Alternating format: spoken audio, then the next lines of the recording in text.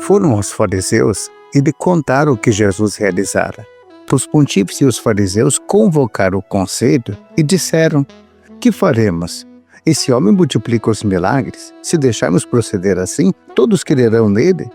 Os romanos virão e arruinarão a nossa cidade e toda a nação.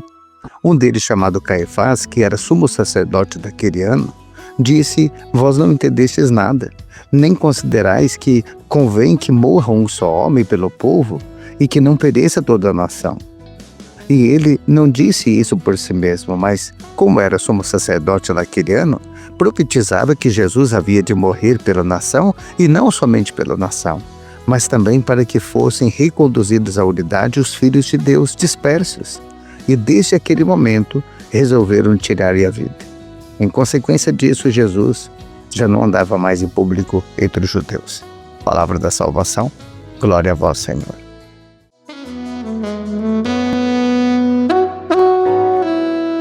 Meus amados, nesse sábado a gente faz essa reflexão do Evangelho de João, capítulo 11, a partir do versículo 45, nos preparando já para a Semana Santa, que se inicia amanhã com o Domingo de Ramos.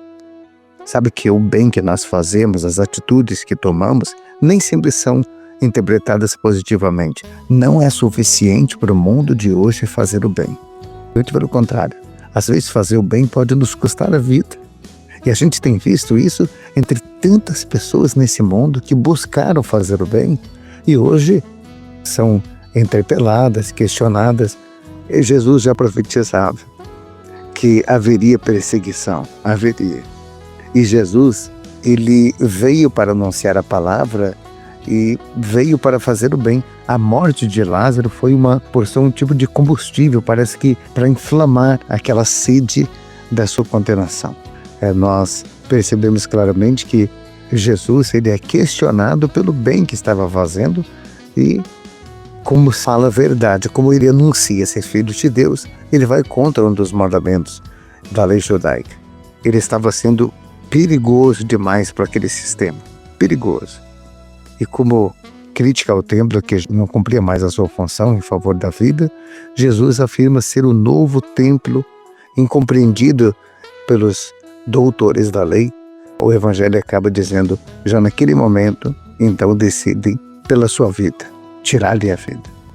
Que faremos? Esse homem multiplica milagres. Se deixarmos ele continuar assim, vão crer nele. Olha o medo que se tinha das atitudes de Jesus.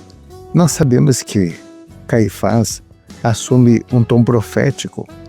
Ele fala da eliminação de Jesus como uma questão de Estado, como se fosse uma exigência do bem comum, de uma forma de evitar uma reação violenta dos romanos, mas ele fala também uma verdade: Jesus dá a vida pela nação e para reunir os filhos de Israel dispersos, como diz o profeta.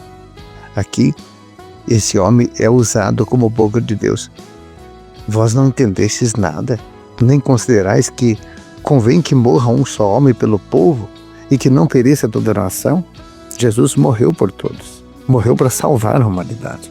Se não fosse aquela morte na cruz, a morte teria a última palavra. A morte passa, segundo o catecismo da Igreja Católica, de maldição para a fonte de bênção. Maldição para a fonte de bênção. Porque a morte era vista como maldição. Ela não é mais o fim. Quem crê em Jesus, ainda que esteja morto, diz a palavra, viverá. Ô glória, ô bênção. Receba a minha bênção em nome do Pai, do Filho e do Espírito Santo. Amém. Até amanhã, Domingo de Ramos, se Deus quiser. Vamos preparar o nosso coração para essa Semana Santa. Espalhe a palavra, divulgue bem o Evangelho, porque nós queremos evangelizar. Até amanhã na reflexão do Evangelho.